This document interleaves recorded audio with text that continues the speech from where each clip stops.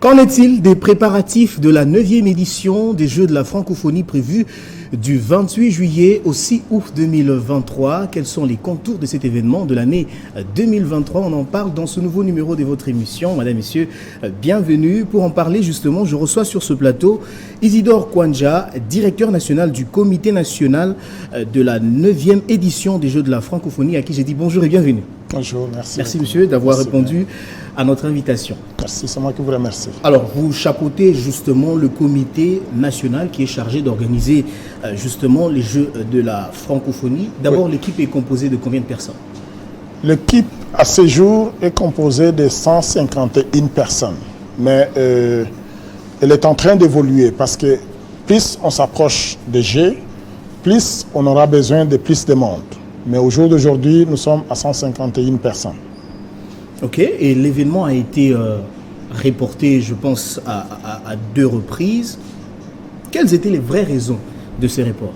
Les vraies raisons, d'abord, le premier report, c'était pas seulement la RDC, mais c'est tous les événements internationaux qui étaient prévus étaient reportés dû à la situation de la COVID-19.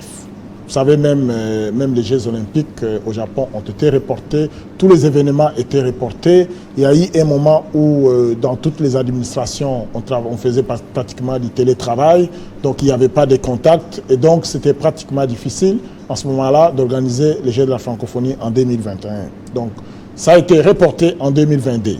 En 2022, on a connu un petit retard au niveau de la construction des infrastructures, notamment du village des Jeux, parce que vous savez, dans le cadre de l'organisation des Jeux de la francophonie de façon générale, il faut construire un village où on va loger tous les athlètes ensemble, parce que ce sont les Jeux de la solidarité. On veut faciliter cette solidarité, on veut mettre les jeunes en contact avec d'autres pour qu'ils puissent justement se connaître, puis faire des relations qui vont durer dans le temps. Donc c'était ça. Alors, le fait qu'on avait connu un petit peu de retard, nous avons dû demander un deuxième report pour organiser les choses correctement. Et donc maintenant, en ce moment-ci, je peux vous assurer que les choses sont en train d'évoluer normalement. Vous êtes adressé à qui pour demander ce report justement? Généralement, ce qui se passe, c'est que nous travaillons en collaboration avec le Comité international des Jeux de la francophonie. Ils viennent régulièrement. D'ailleurs, je vous informe qu'au jour d'aujourd'hui, nous avons une délégation du Comité international qui est arrivée. Il y a une délégation canadienne qui est arrivée. Il y a la délégation française qui arrive ce soir. Il y a la délégation belge qui arrive demain matin. Donc, comment ça se passe? C'est que régulièrement, il y a des experts qui viennent parce que nous sommes à la 9e édition. Donc, l'OIF a déjà organisé 8 éditions. Et il y a tout un comité international qui est là pour nous accompagner. Donc, ils viennent régulièrement pour voir l'état d'avancement des travaux. Et lorsqu'on évalue la situation, on se rend compte qu'on risque d'être en retard. À ce moment-là, on fait une proposition qui est approuvée par le Conseil permanent de la francophonie. Et c'était le cas. Donc, le Conseil permanent de la francophonie a estimé qu'on pouvait nous accorder encore une année pour finaliser tous les travaux, ce qui a été fait. Maintenant, nous sommes en train d'avancer. Les infrastructures sont en construction. Les structures métalliques qui étaient commandées sont en train d'arriver. Au mois de février, la plupart des infrastructures auront déjà, donc les structures seront déjà installées. Nous aurons déjà atteint autour de 80-90%.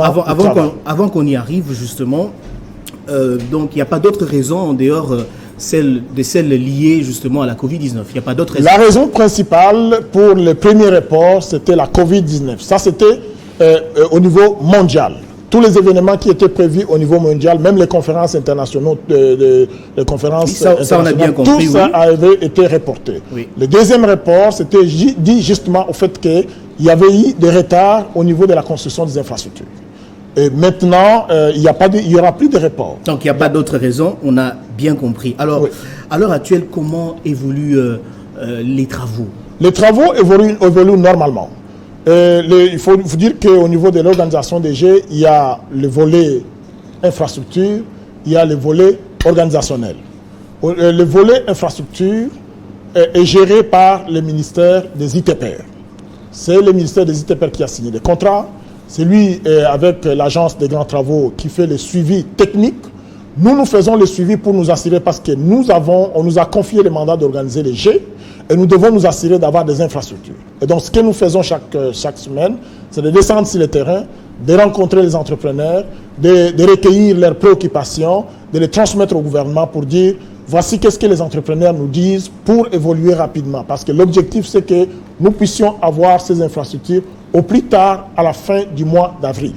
Alors, quelles sont les infrastructures qui ont été construites? Parce que vous parlez des infrastructures qui ont été réhabilitées et d'autres qui ont été construites justement. Voilà. Quelles sont celles qui ont été construites? Voilà. Ceux qui sont en construction en ce moment-ci, il y a l'infrastructure pour le judo, pour la lutte africaine, pour la lutte libre, pour l'athlétisme, pour les handisports. Ce sont ces infrastructures qui sont en construction autour du stade de Martyrs, autour du stade Tata Raphaël. Les infrastructures en réhabilitation, c'est le stade de Martyrs et le stade du 20 mai. Parce qu'au stade de Martyrs, il faut aménager la piste qui est tout autour du stade.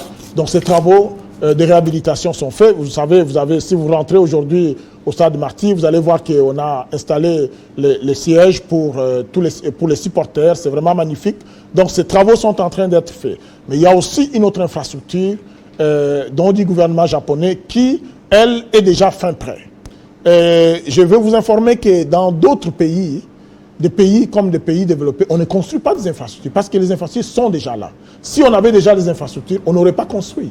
Par exemple, comme on a le stade de Martyrs, on ne pouvait pas construire un autre stade en ce moment-ci. Donc, c'est la même chose. Cette infrastructure-là est mise à disposition pour les Jeux de la francophonie. Ça, c'est pour le volet sport. Pour le volet culture, là, on n'a pas des infrastructures à construire parce qu'on en a suffisamment. On va utiliser le Palais du Peuple, on va utiliser le Musée national, on va utiliser l'Académie des Beaux-Arts, on va utiliser le Centre Wallonie-Bruxelles et le centre culturel français. À l'heure actuelle, parmi les infrastructures qui sont en construction, il y en a celles qui sont déjà prêtes. Parce que le mois de juillet, c'est dans quelques mois pratiquement. Hein. Oui, c'est-à-dire que nous avons... Il reste très peu de temps. Il reste très peu de temps, on est très conscient de cela, mais nous avons jusqu'à fin avril, conformément aux recommandations du CIGF, c'est-à-dire qu'on doit rendre les infrastructures 3 mois avant les Jeux. Et donc, les entrepreneurs sont en train de travailler jour et nuit. Au jour d'aujourd'hui, ils ont presque fini tout ce qu'il y avait comme fondation, tout ce qu'il y avait comme colonne pour soutenir les structures métalliques. Les structures métalliques sont en train d'arriver. D'ici la fin de ces mois et le mois de février, ça va être l'installation de ces structures métalliques. Et à ce moment-là, le peuple congolais qui fera un tour du côté du stade de Martyrs ou du stade Tata Raphaël verra un changement très important. Alors, quel est le délai limite de tous les travaux? Les délais limites pour que tout soit prêt? Pour que tout soit prêt, normalement, c'est le 28 avril. Parce que selon les recommandations du CIGF, les infrastructures doivent être disponibles 3 mois avant les Jeux. Comme les Jeux ont lié le 28 juillet, si vous comptez 3 mois, nous allons jusqu'au 28 avril. Donc, nous sommes en train de travailler. Les entrepreneurs sont conscients de cette échéance. Ils sont en train de travailler fort. Le gouvernement est en train de mettre tous les moyens nécessaires pour que les entrepreneurs puissent rapidement commander les matériels nécessaires pour finaliser ces travaux. Et nous croyons sincèrement que cela va avoir lieu ici dans notre pays. Surtout que le président de la République, lorsqu'il a adressé ses vœux au peuple congolais, il a dit pour 2023, il y a 3 événements importants. C'est l'arrivée du pape ce mois-ci, c'est les Jeux de la francophonie et c'est les élections. Donc cela veut dire que nous sommes en train de travailler, le gouvernement est en train de mettre tous les moyens nécessaires pour que ces Jeux aient lieu ici chez nous. On est même déjà en train d'illustrer les et d'ailleurs, je vais vous dire que c'est une bonne opportunité pour notre pays. Parce qu'on n'a pas eu l'occasion d'organiser des événements importants de cette envergure. Donc, je vous invite, tous, vous les gens des médias, la population congolaise, de s'approprier cet événement. Ce n'est pas une affaire d'un individu, c'est une affaire de tout le monde. Alors, au regard de ce que vous venez de dire, vous avez parlé des infrastructures qui sont en construction et celles qui sont en pleine réhabilitation. Vous confirmez donc que rien ne pourra empêcher la tenue de cet événement de 2023? Rien absolument rien ne pourra empêcher. Nous sommes en train de travailler. Vous avez suivi. Donc c'est confirmé. C'est confirmé. Nous sommes en train de travailler fort. Il y a 2 semaines, le Premier ministre a fait une descente sur le terrain.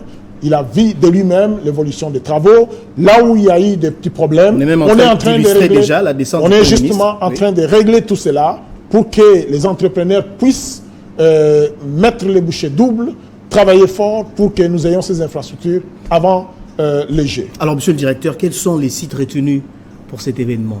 Les sites retenus, pouvez-vous nous les citer les uns après les autres? Les athlètes arrivent à Kinshasa. Ils seront logés à l'université de Kinshasa. Ça, c'est le premier site, c'est le village. Mais pour les sites sportifs, nous avons autour de Tata Raphaël, il y a la lutte africaine, la lutte libre, le judo, le tennis de table et une partie de football. Pour autour des stades des martyrs, nous avons une partie de football, nous avons l'athlétisme, nous avons le handisport, nous avons le basketball. Donc ce sont ces 2 pôles martyrs, Tata Raphaël, pour le volet sport. Pour le volet culture, comme je l'ai dit tantôt, nous avons le Palais du Peuple. Nous avons le musée, le centre Wallonie-Bruxelles, le centre français, l'Académie des Beaux-Arts, mais il y a aussi l'échangeur de l'Imité qui sera le village des partenaires. Là où il y aura des activités, les musiciens vont aller danser. Vous savez, notre pays a beaucoup de talents sur le plan culturel. Eh bien, on va montrer ça au monde et ça sera fait à l'échangeur de l'Imité. Alors, pour ce qui est de la culture, est-ce qu'il y a certains de nos artistes qui sont choisis pour prester justement? Nous sommes en train de travailler là-dessus. Vous savez, au Cameroun... Parce que les mélomanes aimeraient voir quand même certains artistes... Je vous assure que sur le plan culturel, la RDC est bien dotée. Vous avez suivi dernièrement la CAN en Côte d'Ivoire, c'est Fally Ipupa qui a animé. Vous avez suivi la Coupe du Monde au Qatar, c'est Maître Dims qui a animé. Donc nous avons énormément de talents sur le plan culturel. Vous avez déjà une idée? Nous avons déjà notre petite idée, ce n'est pas le moment de l'annoncer ici. Oui. Nous sommes en train de travailler, mais rassurez-vous que ça sera un événement populaire, un événement qui sera suivi par le monde entier. Parce que la francophonie, c'est quoi? C'est 88 États et gouvernements membres. Donc c'est un tiers des membres des Nations Unies. Donc c'est un événement qui sera suivi dans les 5 continents, parce que la francophonie, c'est aussi dans les 5 continents. Donc c'est vraiment un événement important que nous préparons sérieusement. C'est pour ça que je lance encore un appel, comme je l'ai dit tantôt, que tout le monde soit mobilisé, chacun en ce qui les concerne, chacun dans sa portion de pouvoir apporte sa contribution pour le succès de cet événement. C'est pour l'honneur de notre pays. Mais le public qui nous suit aimerait savoir qui finance tous ces travaux exactement. En fait, est-ce que vous avez également des partenaires qui interviennent dans comment ça se passe? Lorsque le pays accepte d'organiser les Jeux, il prend la responsabilité de la construction des infrastructures, parce que les infrastructures vont rester pour le pays. Donc c'est le pays qui investit. Et d'ailleurs, je vous informe que... Ce qui est une bonne chose. Ce qui est une bonne chose. Lorsque le président de la République, chef de l'État, Félix Antoine Tshisekedi, a décidé d'accueillir les Jeux de la francophonie, c'était vraiment pour investir dans les infrastructures sportives. C'est ce qui est en train d'être fait. Je peux vous assurer que si on n'avait pas les Jeux de la francophonie, peut-être qu'on n'aurait pas déployé tous les moyens qu'on est en train de déployer actuellement pour construire toutes ces infrastructures. Donc ces infrastructures sont construites par le gouvernement avec l'argent du Trésor public. Maintenant, au niveau de l'organisation, il y a une quote-part qui vient de l'OIF, notamment des États qui vont participer. Je vous informe, la bonne nouvelle, c'est que si les 42 pays qui avaient exprimé l'intention de participer à la 9e édition, nous sommes rendus maintenant à 38 pays. Donc ça montre l'intérêt que les États membres de la francophonie ont pour participer au Jeux de la francophonie en République démocratique du Congo, qui est le plus grand pays de la francophonie. Alors quel est le sens que vous donnez à cet événement? Le sens que... Il faut dire qu'il y a plusieurs États... Le sens que nous donnons à cet événement, c'est d'abord que le sport, c'est une activité importante au niveau de la diplomatie mondiale. Parce qu'au niveau, avec le sport, on casse les barrières, les discriminations des races, des cultures, des sexes et tout ça. C'est vraiment un élément important dans la structure diplomatique. Et dans la politique, dans la diplomatie qui est menée par le président de la République, il veut que les regards du monde entier soient tournés sur la République démocratique du Congo. Et l'organisation de cet événement va faire en sorte que du 28 juillet au 6 août prochain, les caméras du monde entier seront tournées ici en République démocratique du Congo. Ça, c'est déjà quelque chose... Diplomatiquement, ça a tout un sens. Ça a tout un sens. Sur le plan économique, il y a des retombées économiques importantes. Vous savez, nous allons loger les athlètes à l'université de Kinshasa. Mais tous les accompagnateurs, ils seront dans les hôtels. Ils vont payer dans les hôtels. Ils vont manger dans les restaurants. Ce sont des retombées économiques importantes que peut-être les gens n'évaluent pas. Ça, c'est aussi un élément qu'il faut comprendre. Mais c'est aussi sur le plan touristique. Les gens qui viendront, ils vont sentir que voilà, ils sont dans un pays qui bouillonne, un pays où il y a la vie, ils auront la vie. Nous avons beaucoup de choses. Ils auront le temps de découvrir Nous aurons beaucoup de choses à montrer au monde. Et donc, c'est une opportunité pour nous. Toutes les caméras sont tournées ici. Nous allons montrer que nous n'avons pas que des minéraux. Nous avons aussi beaucoup de choses que les gens peuvent venir visiter ici dans notre pays. Donc, vous voyez qu'il y a beaucoup de retombées, mais aussi, comme on l'a dit tantôt, sur le plan sportif et culturel, sur le plan sportif, les jeunes Congolais, après les Jeux, auront suffisamment d'infrastructures, que ce soit pour le basketball, que ce soit pour le tennis de table, que ce soit pour le judo, que ce soit pour... Hier, j'ai assisté... ça, vous l'avez dit. Ça, vous l'avez dit. Alors, monsieur le directeur, oui. Vous avez eu des rencontres avec les autorités du pays les années dernières, notamment au cours de l'année 2022, ainsi que l'année 2021, si j'ai bonne mémoire. À l'instar du Premier ministre, par exemple. Vous l'avez également vu. Oui. De quoi était-il question? Toutes ces rencontres-là avec toutes ces autorités. D'abord, je rappelle que vous êtes à la tête du comité organisateur justement je vais de cet événement. Si vous lisez l'ordonnance portant création des Jeux de la francophonie, ces Jeux sont sous l'autorité du président de la République, sous la supervision du Premier ministre. Donc régulièrement, le Premier ministre est au courant de l'évolution des travaux parce que c'est lui qui supervise ces travaux. Donc c'est tout à fait normal que lorsque, par exemple, nous avons des préoccupations, nous devons nous tourner vers lui pour lui exprimer cela. Et c'est la personne la mieux placée pour apporter des solutions, notamment pour tout ce qui touche le financement au niveau de l'organisation, au niveau des paiements des entrepreneurs et tout de suite. Donc c'est vraiment c'est lui qui est au cœur. Tout ce qui est fait, vous rassurez que tout ce qui est fait dans la transparence. Tout ce qui est fait est fait dans la transparence, d'autant plus que moi je suis arrivé au mois de novembre. Au mois de février déjà, on nous a affecté les inspecteurs de l'IGF.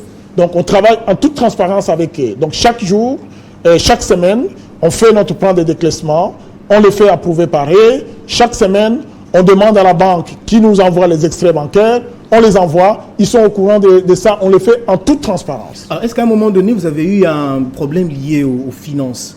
Par exemple, parce qu'il faut dire que ça demande beaucoup de moyens, et vous avez dit que les moyens sont justement mobilisés, et que le gouvernement est déterminé à pouvoir s'impliquer pour mettre suffisamment de moyens. Mais est-ce qu'à un moment donné, dans les déroulements des travaux, vous avez connu ce problème lié Nous avons connu ce problème au blocage des je finances, vous dis que sincèrement, nous avons connu ce problème. C'est pour ça que de temps en temps... Ça bloquait à quel niveau? Ça bloquait à plusieurs niveaux. Bref, lorsque ça bloquait, on allait vers les autorités concernées pour expliquer le bien fondé, l'urgence, la nécessité de débloquer de l'argent pour payer les entrepreneurs, pour l'organisation, pour payer les employés et consorts. Donc, vous savez, le Congo a plusieurs priorités. Même si on a des moyens, on n'en a pas assez pour régler tous les problèmes en même temps. Mais ce qui est vrai, c'est qu'il y a une volonté politique au plus haut niveau d'organiser cet événement parce que nous estimons que l'organisation de cet événement va nous apporter beaucoup, d'abord sur le plan des infrastructures, sur le plan diplomatique, sur le plan touristique, sur le plan économique. Donc pour toutes ces raisons, nous travaillons pour que cet événement soit un succès. Alors on vous a vu aussi dans le cadre des actions qui concernent justement l'organisation de cet événement, on vous a vu vous rendre dans des orphelinats pour faire des dons. Oui. Et vous avez fait un lien direct avec l'organisation des 9e Jeux de la francophonie. Oui, mais c'est parce que, comme je l'ai dit tantôt, les Jeux de la francophonie sont les Jeux de la solidarité. C'est comme ça que ça se fait. Donc, ce sont les Jeux de la solidarité. Et là, nous avons répondu à l'appel du chef de l'État, qui a demandé à toutes les organisations, à toutes les personnes de bonne volonté d'aller au secours des personnes nécessiteuses. Et donc, nous, on a pensé que... Évidemment, c'était aussi une occasion de sensibiliser, d'informer la population sur la tenue de cet événement. Voilà, donc on a voulu faire d'une pierre deux coups, mais nous avons pensé qu'il était important d'aller dans les orphelinats parce que pour les enfants qui ont leurs parents, leurs parents peuvent leur acheter de la nourriture, des habits et autres pour les temps de fête. Mais pour les orphelins, ce sont des personnes de bonne volonté qui peuvent apporter l'aide pour cela. C'est pour ça que l'épée que nous avions, nous sommes allés à la rencontre des hospices qui s'occupent des personnes âgées, qui s'occupent donc des orphelins. Et donc nous avons apporté notre petite contribution. Mais ça répond, comme je l'ai dit, à la philosophie même des Jeux de la francophonie, qui sont les Jeux de la solidarité. Alors en termes des pourcentages aujourd'hui, puisque nous sommes en train de parler des travaux qui sont en cours, en termes de pourcentage, s'il faut parler de l'état d'avancement des travaux en termes de pourcentage. En termes de pourcentage, il faut juste comprendre. C'est réalisé aujourd'hui à combien de pourcents par exemple? Ok, je vais vous expliquer comment ça fonctionne. C'est-à-dire que les architectes et les ingénieurs, nous avons une commission d'infrastructure qui est composée d'architectes et d'ingénieurs. Ils disent, pour la construction des infrastructures sportives, le gros, c'est les fondations. Les fondations, ça prend 30 à 35%. Le deuxième bloc, c'est les structures métalliques, qui prennent aussi autour de 35 à 40%. Et toutes ces structures métalliques sont déjà commandées, sont en train d'arriver. Il y en a qui sont déjà arrivés sur place. Donc si on prend 35 plus 40, on est déjà à 75, quelque chose comme ça. Donc, dès que les structures seront toutes installées, il va rester seulement les travaux de finissage, tout ce qu'il y a comme de fils pour l'électricité et autres. Donc, à ce moment-là, ça sera fait. Donc, ça dit que moi, aujourd'hui, parce que je connais l'évolution de la situation, vous pouvez peut-être donner un pourcentage parce que vous voyez qu'est-ce que vous voyez. Mais moi, je sais qu'est-ce qui va arriver bientôt et combien de temps ça va prendre pour que cela soit installé. Et lorsque cela sera installé, nous aurons atteint à peu près 80% et il restera 20% pour des travaux de finissage. Donc, nous sommes vraiment en train de travailler fort pour respecter cette échéance-là et nous croyons sincèrement que cela va avoir lieu. Vous faites chaque jour des descentes. Nous faisons l'évaluation régulièrement pour suivre et lorsqu'il y a un entrepreneur qui a des difficultés, notamment sur les plans parce que des plans qu'ils élaborent, ça doit être approuvé par l'agence des grands travaux. S'ils ont des problèmes de finances, on va nous rapprocher au niveau du ministère des Finances pour que tout cela soit réglé afin qu'ils soient en mesure de travailler fort pour livrer les infrastructures dans les délais. Vous pensez que c'est un événement qui va permettre à l'RDC de consolider sa place en tant que grand pays francophone? Justement, nous sommes le premier pays francophone. Ça, il faut le dire. Nous sommes le premier pays francophone et pas seulement. Nous sommes également sur le plan africain. Non, sur le plan mondial. Sur le plan mondial, nous sommes le premier pays francophone sur le plan démographique. Nous sommes le premier. Et donc, pas seulement. Au niveau africain, nous sommes un leader. Au niveau mondial, nous sommes un leader. Nous devons montrer au monde que nous sommes un leader. Nous devons, avec le président de la République, qui veut que la RDC revienne donc, occupe la place qui est la sienne. Nous sommes les grands du monde qui peut-être parfois on s'ignore que nous avons fait changer beaucoup de choses à travers le monde. Vous rappellerez que c'est l'uranium de la RDC qui a mis fin à la guerre. Aujourd'hui, on parle des questions de changement climatique. C'est avec la forêt du bassin du Congo, c'est avec les tourbières dans le bassin du Congo, c'est avec nos coltans et autres minéraux qu'on va régler un certain nombre de problèmes qui sont une préoccupation mondiale. Donc pour tout cela, nous sommes un leader et à tous les niveaux, nous devons montrer que nous sommes là et nous sommes autour de la table. Ça sera aussi une occasion, par exemple, de lancer des messages pour la paix, notamment dans l'Est de la RDC. Justement, ça c'est vraiment important. Vous savez, le sport contribue énormément. Surtout que je ne vous coupe pas la parole, surtout que les artistes vont se produire. Ça sera donc l'occasion de pouvoir lancer un appel justement à la paix. Tout à fait. La paix, c'est qu'est-ce que nous recherchons tous les jours. Il n'y a pas que la RDC qui recherche la paix. L'Ukraine est en train de rechercher la paix. Le monde entier a besoin de la paix. Parce que quand il y a la paix, il y a le développement. Et donc, l'événement que nous organisons, le sport, joue un rôle important dans la recherche de la paix. Et donc, le fait que nous ayons accepté d'organiser cet événement, nous voulons la paix et la RDC a besoin de cette paix pour son développement. Alors, il y a eu, pas plus tard qu'il y a quelques jours, Oui. un événement dénommé Mascotte, que vous avez justement... Les concours de la mascotte. Parce Présidé. que, qu'est-ce Oui, qu'on a le fait concours de c'est- la mascotte, Voilà, oui, oui. qu'est-ce qu'on a fait, c'est qu'on a lancé C'était officiellement... quoi l'objectif? L'objectif, c'est-à-dire que les Jeux de la francophonie devaient avoir une mascotte. C'est-à-dire que quand vous voyez cette mascotte, vous savez que ça, c'est les Jeux de la francophonie. Alors, qu'est-ce qu'on a fait? On a demandé à tous nos jeunes Congolais de 18 à 35 ans d'imaginer qu'est-ce que ça peut être la mascotte des Jeux de la francophonie. Et celui qui va gagner le prix, vous savez combien il va gagner? Combien? 5 000 $. Waouh! 5 000 $. C'est pour ça que je lance un appel à tous nos jeunes de 18 à 35 ans. Imaginez quelle peut être la meilleure mascotte pour les Jeux de la francophonie.